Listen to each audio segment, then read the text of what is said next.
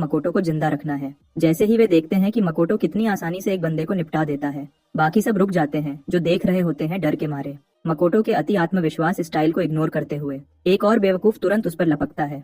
सिर्फ इतना ही कि उसका हाथ सॉसेज की तरह फटकर अलग हो जाता है और वह छोड़ने को तैयार नहीं। मकोटो उसकी गर्दन मोड़ देता है जैसे वह किसी खिलौने को नोच रहा हो। अब बाकी के गैंग वाले डर के मारे कांप रहे हैं। वे बड़ी गन्स निकाल लेते हैं और प्लान बनाते हैं कि उसके हाथ पैर मारकर रोक देंगे, लेकिन इन बेवकूफों को समझ नहीं आ रहा कि मकोटो बुलेट से भी तेज है। उनके प्यू प्यू से बिल्कुल नहीं डरते हुए वह फ्लैश की तरह तेजी से इधर उधर हो जाता है, गोली चुकाता हुआ। मकोटो कसम खाता है कि एक एक करके सबको निपटाएगा जब तक ये लोग रहम मांग न लें और बताएं किसने भेजा है। दूसरी जगह शिजुरू को पगला हाशिमोटो पकड़ लेता है, जो उसके साथ अपना घटिया शौक पूरा करना चाहता है। यह जानते हुए भी कि वह मशहूर काउंसिलमैन केंजी सुगा की बेटी है, हाशिमोटो उसके साथ खेलना चाहता है।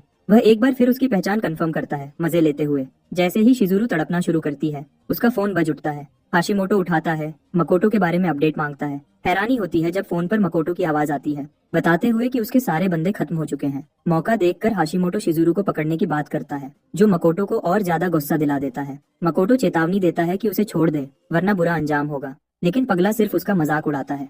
हाशिमोटो खुशी से मकोटो को 40 मिनट्स देता है पहुंचने के लिए। धमकी देता है कि अगर नहीं आया तो शिजुरू को सुशी की तरह सर्व करते हुए लाइव स्ट्रीम कर देगा। लोकेशन ढूंढने को कहकर हाशिमोटो फोन काट देता है। गुस्से में मकोटो हाथ में सस्ता फोन कुचल देता है। हाशिमोटो शिजुरू के साथ अपना घटिया काम जारी रखता है। मेन इवेंट से पहले टीजर वीडियो बनाने का प्लान बना रहा। वह उसके मुंह से टेप उतार देता है, लेकिन जैसे ही आगे बढ़ता है दरवाजे पर नॉक होती है। दरवाजा खोलता है तो गार्ड्स बताते हैं कि वेयरहाउस में फायर अलार्म बज गया है। हाशिमोटो जल्दी से उन्हें कहता है कि अलार्म बंद कर दो ताकि पुलिस न आ जाए। खुद जाकर देखने का फैसला करता है। गार्ड से कहता है दरवाजा संभालो, वह अलार्म चेक करता है। वह जाते ही कुछ पल बाद किसी ने गार्ड को इतना जोरदार मुक्का मारा कि दरवाजा ही टूट गया। शिजुरू ऊपर देखती है कि मकोटो उसे बचाने आया है या नहीं। सिर्फ 1 घंटा पहले फुनाकी मकोटो के घर पर रियोटा के लिए इंट्रोडक्शन लेटर देने आया था, लेकिन फोन नहीं लगा। वह एड्रेस दोबारा चेक करता है कि सही जगह पर है। उसी वक्त उसने सुना कोई हाशिमोटो को बता रहा था कि मकोटो अपनी गर्लफ्रेंड के साथ घर लौटा है। बातचीत से पता चला कि घर के अंदर 6 गुंडे मकोटो का इंतजार कर रहे हैं। उसने ये भी देखा कि बेहोश शिजुरू को जबरदस्ती गाड़ी में डाला जा रहा है। फुनाकी छुपकर एक कोने से सब देख रहा था। जैसे ही शिजुरू वाली गाड़ी निकलती है, वह अपनी बाइक पर सवार होकर उसका पीछा करता है और मकोटो को एड्रेस भेजने का प्लान कर रहा होता है। एक प्राइवेट मैंशन पर पहुंचकर फुनाकी की आखिरकार मकोटो से बात हो जाती है।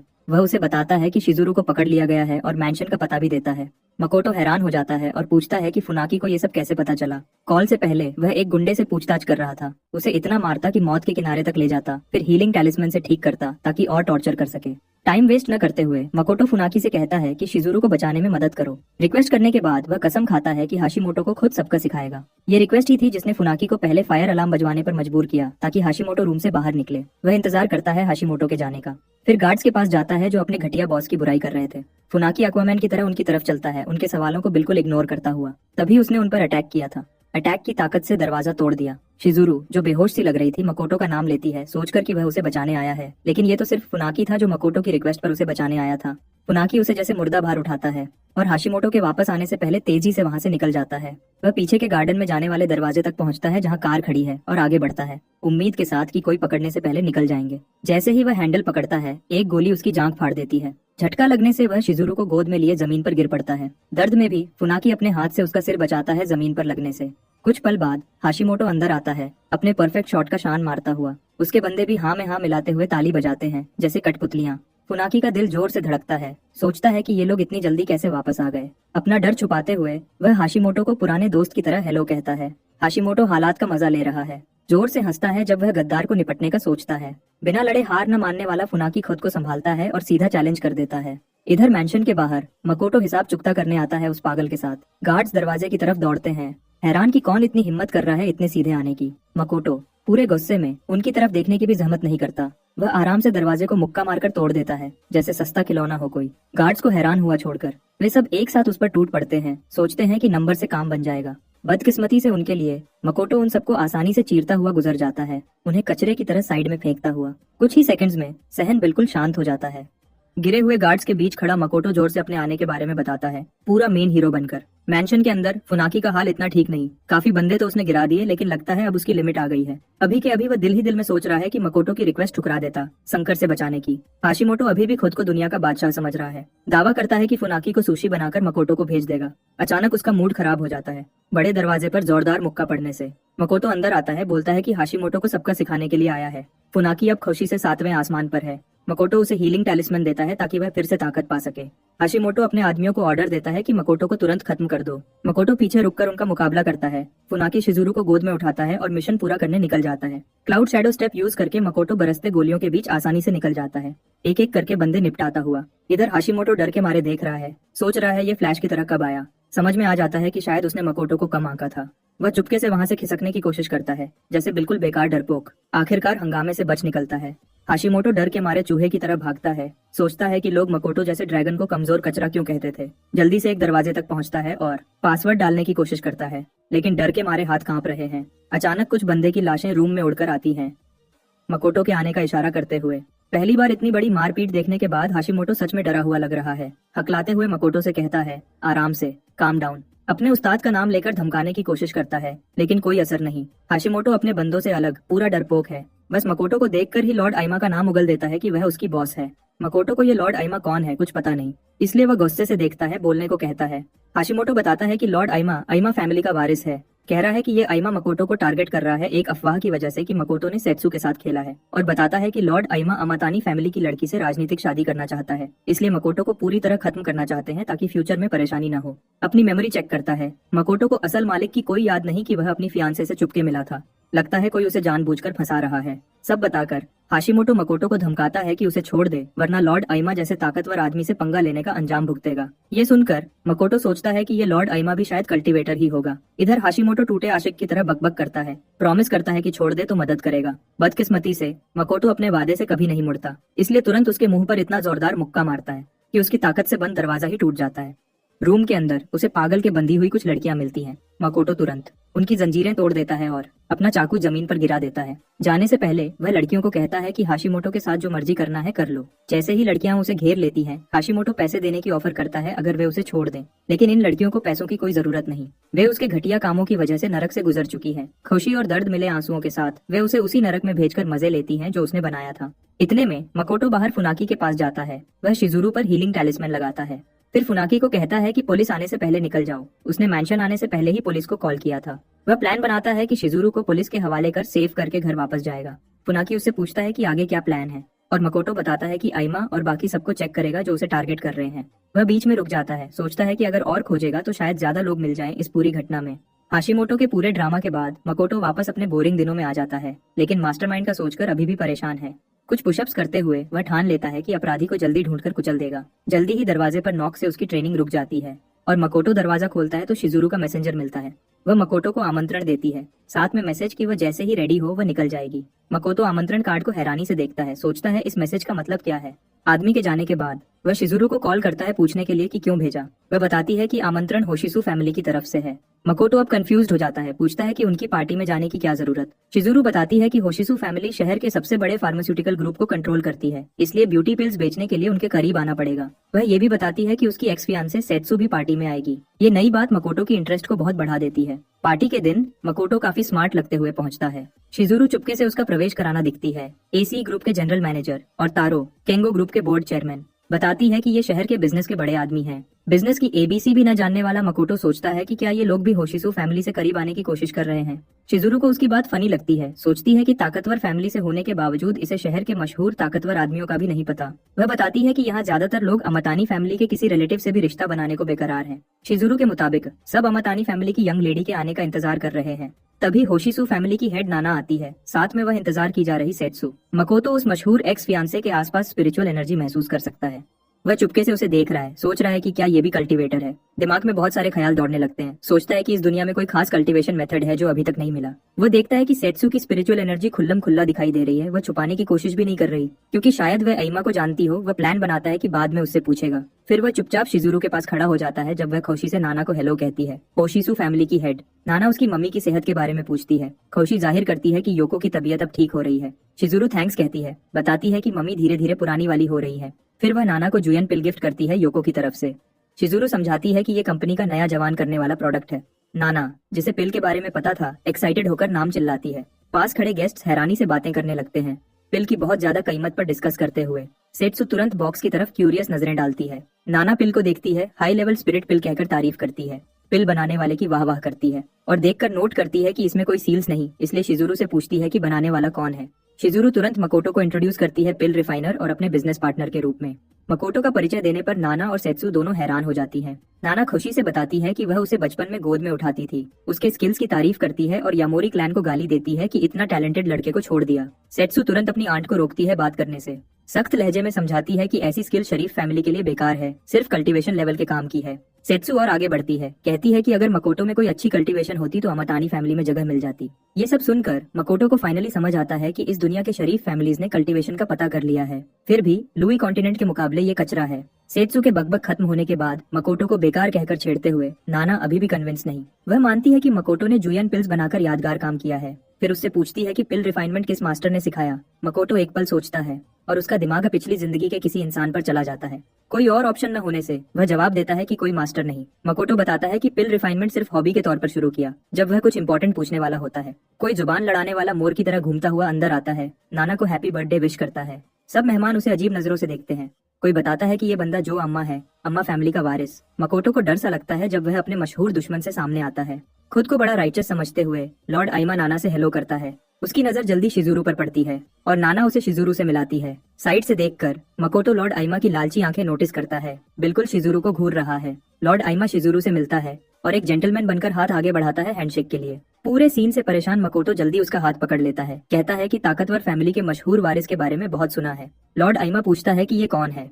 अपने नाटक से हैरान होकर मकोटो सोचता है कि लॉर्ड आइमा कितनी देर तक यह नाटक कर सकता है कि वह उसे नहीं जानता। उसकी जांच के मुताबिक आइमा एक कल्टीवेटर है और मकोटो उस थ्योरी को टेस्ट करना चाहता है अपनी स्पिरिचुअल एनर्जी यूज करके, उस पर कल्टीवेशन के किसी निशान को ढूंढने के लिए। बेसिकली कल्टीवेटर्स इस एनर्जी को दबा सकते हैं ताकि अपनी ताकत छुपा सकें। सिर्फ एक मौका है जब वह स्पिरिचुअल एनर्जी स्टोर नहीं कर पाते तो वेव्स कभी नहीं निकलती। अपनी स्पिरिचुअल एनर्जी का इस्तेमाल करके मकोटो प्लान बनाता है उसे आइमा के दायरे में डालने का, ताकि कंफर्म कर सके कि वह सच में कल्टीवेटर है या नहीं। कुछ पल ट्राई करने के बाद रिजल्ट खाली आता है, मतलब आइमा में स्पिरिचुअल एनर्जी का कोई निशान नहीं है। ये बात मकोटो को हैरान कर देती है। वह सोचने लगता है कि शायद आइमा कल्टीवेटर है ही नहीं। जल्दी ही वह खुद को भूल जाता है और आइमा का हाथ बहुत जोर से पकड़ लेता है, जिसकी वजह से वह दर्द से हाथ झटक कर पीछे कर लेता है। आइमा फिर जल्दी से मकोटो को हेलो करता है, फिर उसे खट्टे दूध की तरह इग्नोर करके सेत्सु की तरफ मुड़ता है। मकोटो अभी भी कंफ्यूज्ड है कि इस बंदे पे एनर्जी क्यों नहीं फील हुई। उसके साथ छोटे से मुलाकात पर भी कोई इशारा नहीं मिला। उसके बाद सब लोग डिनर एंजॉय करने के लिए बैठ जाते हैं। जल्दी ही बटलर अनाउंस करता है कि खाना खत्म होने के बाद सब हॉल में गैदर हो जाए डांस पार्टी के लिए। कुछ पल बाद डांस पार्टी शुरू हो जाती है, लेकिन मकोटो किसी पर भी घूर नहीं कर पा रहा। वह हाशिमोटो के बारे में सोच रहा है और यह कि क्या उसने आइमा के कल्टीवेटर होने के बारे में झूठ बोला। इधर शिजुरू हॉल में मकोटो को ढूंढ रही है और न जाने कितने डांस के आमंत्रण ठुकराने के बाद कोई उस आदमी को धीरे से बोलता है जिसे उसने आखिरी बार मना किया कि खास शुगा फैमिली की बेटी कभी किसी आम बंदे के साथ डांस नहीं करेगी। वह यह भी बताता है कि शिजुरू हाई मगरूर है और ताकतवर फैमिलीज को भी उसका ध्यान हासिल करना मुश्किल पड़ता है। जब वह बंदा अभी भी इसके बारे में बकबक कर रहा है, उसका दोस्त शिजुरू की तरफ इशारा करता है। असल में वह मकोटो को अपना ध्यान देने के लिए भीख मांग रही है। शिजुरू का मकोटो को डांस के लिए आमंत्रण करना सबको हैरान कर देता है, सेत्सु को भी। बहुत दूर कहीं आइमा अपनी कार की तरफ जा रहा है और कार में बैठने से पहले गार्ड्स को वार्न करता है कि कोई उसकी गाड़ी के पास नहीं आए। कार के अंदर से गार्ड्स को अजीब अजीब आवाजें आ रही होती हैं। गार्ड्स आपस में बात करने लगते हैं, सोचते हैं कि वह हमेशा कार में अकेला क्यों रहता है अपने एक बॉडीगार्ड के साथ। एक और बंदा बोलता है कि आइमा के सारे बॉडीगार्ड्स आखिर में अजीब व्यवहार करने लगते हैं और अपने फैमिली को भी पहचान न पाए। उनकी बात से पता चलता है कि लॉर्ड आइमा हर कुछ दिनों में बॉडीगार्ड्स चेंज करता है जैसे टिश्यू पेपर, और हर पुराना बॉडीगार्ड बिल्कुल अलग इंसान की तरह व्यवहार करता है। अफवाहों के मुताबिक एक तो पूरा गायब भी हो गया। इधर कार के अंदर बॉडीगार्ड आइमा को थप्पड़ मारता है, गालियां देता है कि सेत्सु के सामने दूसरी औरत का हाथ क्यों पकड़ने की कोशिश की। आइमा डर भरे एक्सप्रेशंस के साथ जल्दी जल्दी माफी मांगता है गलती करने के लिए। अचानक बॉडीगार्ड की उंगली में पहनी रिंग से स्पिरिचुअल एनर्जी निकलने लगती है। उसका चेहरा अजीब तरह से बदल जाता है, असली लॉर्ड आइमा में बदल जाता है। वह बताता है कि उसने इस फेक डबल को सिर्फ थोड़ी सी उपयोगिता की वजह से रखा था। फिर धमकी देता है कि अगर आज जैसी गलती दोबारा की तो इस बंदे का अंजाम कर देगा। कुछ पल बाद लॉर्ड आइमा गाड़ी से बाहर निकल आता है और 2 गार्ड्स को बोलता है कि वे उसके साथ हॉल में चलें। एक गार्ड कार की तरफ शक भरी नजरों से देखता है, सोचता है कि अंदर जो दूसरा बंदा था उसके साथ क्या हुआ होगा। वह नोटिस करता है कि बाकी बातों की तरह एक बॉडीगार्ड हमेशा गायब हो जाता है। इधर कार के अंदर फेक आइमा को बांधकर मुंह बंद कर दिया गया है। वह आजादी पाने की कोशिश करता है, लेकिन रस्सियां बहुत मजबूत बांधी गई हैं। जल्दी ही फेक बंदा रो पड़ता है, देखकर कि वह अपनी किस्मत से बच नहीं सकता। उसके बाद असली आइमा हॉल में घुस आता है जैसे कुछ मिनट्स पहले कार में कोई एलियन वाला कांड नहीं किया हो। खुशी से सेत्सु को आवाज देता है, लेकिन वह अपने पुराने बॉयफ्रेंड और उसकी नई गर्लफ्रेंड को साथ डांस करते देखकर जल रही होती है। सच में पूरा हॉल मकुतो और शिजुरू पर ही फोकस किया हुआ है। आइमा उसकी नजर का पीछा करता है देखने के लिए कि क्या चीज उसका ध्यान खींच रही है। हॉल में फुसफुसाहट शुरू हो जाती है जब लोग मकुतो की पहचान के बारे में गेस करते हैं। सो सब सोचते हैं कि किस तरह किसी ने इस मशहूर क्वीन शिजुरू को जीत लिया। शिजुरू और मकोतो अपनी ही दुनिया में खोए हुए लग रहे हैं। म्यूजिक अपने हाई पर पहुंचता है, दोनों को पूरी तरह से खुशी के बुलंदियों पर पहुंचा देता है। इस रोमांटिक लम्हे को देखकर शिजुरू मकोतो की तारीफ करती है कि वह कितना जबरदस्त डांसर है, जिससे वह बिल्कुल बेखौफ हो जाता है। वह और तारीफ करती है कि उसने पार्टी के मूड को कितनी अच्छी तरह मैच किया। शिजुरू समझाती है कि यही एक तरीका है होशिसु फैमिली का ध्यान हासिल करने का, उनके जवान करने वाली पिल्स के प्लान के लिए। मकोतो खुश है कि उसके डांस स्किल्स से सबका ध्यान जा रहा है, क्योंकि असली मालिक ने घर से निकाले जाने से पहले डांसिंग सीख ली थी। उस स्किल को कल्टीवेशन से आए संतुलन के साथ मिलाकर मकोतो डांस फ्लोर पर पूरा हैवान बन जाता है। नाना, जो अभी देखा उससे प्रभावित है, सेत्सु से पूछती है कि क्या उसे पता था मकोतो डांस कर सकता है। हमेशा हारनी सेत्सु उसका मजाक उड़ाती है कि डांसर होने के बावजूद वह बेकार ही है। नाना उसे छेड़ती है, कहती है कि उसने पकड़ा कि तू उन दोनों को कितने गौर से देख रही थी डांस के दौरान। आइमा भी बात में शामिल हो जाता है, जिससे नाना पूछती है कि क्या सच में उसे मकुतो नहीं जानता। आइमा उसे यकीन दिलाता है कि आज ही पहली बार मिल रहे हैं, लेकिन नाना को यह बात काफी शक्की लगती है। वह सोचती है कि ताकतवर फैमिली का वारिस इतनी मशहूरी के बारे में कैसे नहीं जानता। आइमा उसे बहकाने के लिए कोई छोटा सा बहाना बनाता है, जिसे नाना बिल्कुल इग्नोर कर देती है। वह मकुतो के पिल रिफाइनमेंट के टैलेंट पर सोच में पड़ जाती है। उसके टोन से उसे लगता है कि वह मकुतो को अगले लेवल पर ले जाना चाहती है। आइमा को इससे खतरा महसूस होता है और वह उसे बुरी नजरों से घूरता है। आइमा दिल ही दिल में नाना को गालियां देता है। वह उसे सिर्फ सेट्सू की वजह से खुला छोड़ रखा है। फिर वह मकुतो पर नजरें गड़ा देता है, उसे भी चुपके से गालियां देता है। इतने में पहले वाले दो गॉसिप करने वाले बंदे मकुतो की पहचान पता कर लेते हैं। ये इग्नोर करके कि सेट्सू सब कुछ सुन सकती है, वह सेट्सू, आइमा और मकुतो के बीच लव ट्रायंगल की बात करते हैं। सिल्वर बालों वाला मकुतो का मजाक उड़ाता है कि उसने मशहूर होने का सबसे आसान रास्ता छोड़ दिया। ब्लॉन्ड वाला बोलता है कि यमोरी के इस कचरे के लिए पहचान बनाने का सिर्फ एक ही रास्ता है कि वह सेट्सू के पीछे भोला आदमी बने। वह यह भी अंदाजा लगाते हैं कि मकुतो पार्टी में सेट्सू के करीब आने के लिए ही आया होगा। सेट्सू सबकी बकवास से तंग आकर टेबल से उठ जाती है। नाना कहती है कि थोड़ी देर और रह, लेकिन सेट्सू कहती है कि उसे आराम चाहिए। चुपके से जाने के बजाय वह अचानक रुककर मकुतो का सामना करती है। मकुतो, जो अपने काम से काम रख रहा था, पूरे सीन से कंफ्यूज हो जाता है। वह गुस्से में उस पर चिल्लाती है जैसे कोई गुस्सा करने वाली आंटी। धमकी देती है कि अपने गंदे ख्यालों को छोड़ दे, जिसमें वह उसके वजह से यमोरी फैमिली को वापस खड़ा करना चाहता है। मकुतो और ज्यादा कंफ्यूज हो जाता है और उसे ऐसे घूरता है जैसे वह पागल खाने से भागी हो। वह जाने के लिए मुड़ती है, कहती है कि पिल रिफाइनमेंट से जो पैसे आए उनसे अपनी जिंदगी पर फोकस करे और औरत को इस्तेमाल करके ऊंची जगह चढ़ने की कोशिश न करे। मकुतो आराम से उससे पूछता है कि इन दोनों में से असल में किसे ये एडवाइस की जरूरत है। सेट्सू और ज्यादा हैरान हो जाती है जब वह उसकी स्पिरिचुअल एनर्जी पर बात करता है। उसने पहले ही नोटिस किया था कि कंट्रोल खराब होने की वजह से वह लीक हो रही थी। मकुतो के मुताबिक उसने शायद जबरदस्ती स्पिरिचुअल एनर्जी चोरी की होगी कल्टीवेशन जल्दी बढ़ाने के लिए। वह वार्न करता है कि ऐसे बेकाबू तरीके से लंबी दौड़ में सिर्फ शरीर को नुकसान होता है। उसे गौर से देखकर मकुतो साफ बोल देता है कि उसका शरीर पहले ही अपनी लिमिट पर पहुंच चुका है। फिर भी उसे नीचे देखकर सेत्सू सोचती है कि एक आम बंदे जैसे वह उसकी हालत का सही अनुमान कैसे लगा सकता है। मकुतो फिर बताता है कि वह उसकी प्रॉब्लम ठीक कर सकता है, लेकिन सेत्सू उस पर यकीन नहीं करती। लेकिन उसे कोई फर्क नहीं पड़ता, क्योंकि अगर वह यकीन न करे तो नुकसान उसी का होगा। जब वह वार्न करता है कि उसका टाइम खत्म होने वाला है, तो सेत्सू डर के मारे सिमट जाती है। वह पास आता है और उसके साथ डील करने की ऑफर देता है, अगर वह आइमा को उसके लिए कुछ दे सके। इधर आइमा गुस्से से खौलते हुए दूर से उन दोनों को देख रहा होता है। पार्टी खत्म होने के बाद शिजुरू और मकुतो नाना से टकरा जाते हैं, जो जुयोन पिल में इंटरेस्ट दिखाती है और उन्हें अकेले में बात के लिए इनवाइट करती है। वे तीनों गार्डन में साथ चलते हैं और मकुतो उससे उसकी असली वजह पूछता है। नाना हंसकर कहती है कि उसे आंटी बुलाओ। मकुतो मना कर देता है क्योंकि वह अब यमोरी फैमिली का हिस्सा नहीं है। ये सुनकर वह कहती है कि वह और सेत्सू एक जैसे हैं। नाना बताती है कि सेत्सू ने भी अपने माँ बाप खो दिए थे और वह अमाटानी फैमिली की कठपुतली बन गई। उसका अंकल ही कठपुतली बनाने वाला है, शादी तक का फैसला वही करता है। खुशकिस्मती से उसे एक बड़ी मार्शल आर्ट्स फैमिली ने पहचान लिया। उनके सपोर्ट से सेत्सू को बड़ा कल्टीवेटर बनने का मौका मिला। नाना और कहती है कि जब तक सेत्सू कॉमनर के दर्जे से ऊपर नहीं उठती, वह फैमिली की कठपुतली ही रहेगी। ये सारी कल्टीवेटर वाली बकवास शिजुरू के लिए बिल्कुल कंफ्यूजिंग है।